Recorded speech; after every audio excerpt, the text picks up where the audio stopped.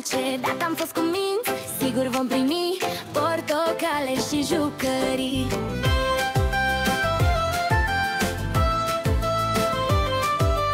De la Moș Nicolae mi-aș dori multe, multe jucării, însă nu mă lăcomesc, doar o portocală îmi doresc.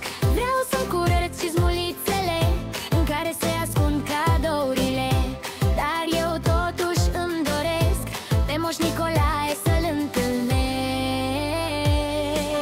Moș Nicolae ne aduce câte un cadou și ceva dulce. Dacă am fost cu minți, sigur vom primi portocale, dulciuri și jucării. Moș Nicolae ne pune în cizme dulciuri multe și clementine. Sigur, dacă de părinți am ascultat, vom primi mici cadouri imediat.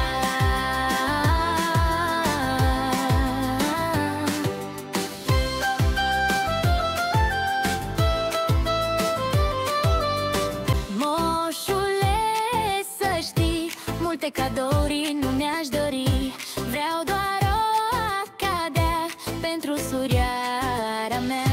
Eu cel mai mult îmi doresc fericită să sărbătoresc. Fericirea e cea mai valoroasă, pentru că e bine când sunt bucuroasă.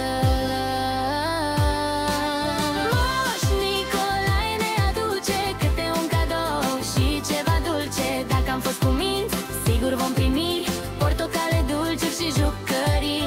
Moș Nicolae ne pune în cizme dulciuri multe și clementine. Sigur, dacă de părinți am ascultat, vom primi mici cadouri imediat.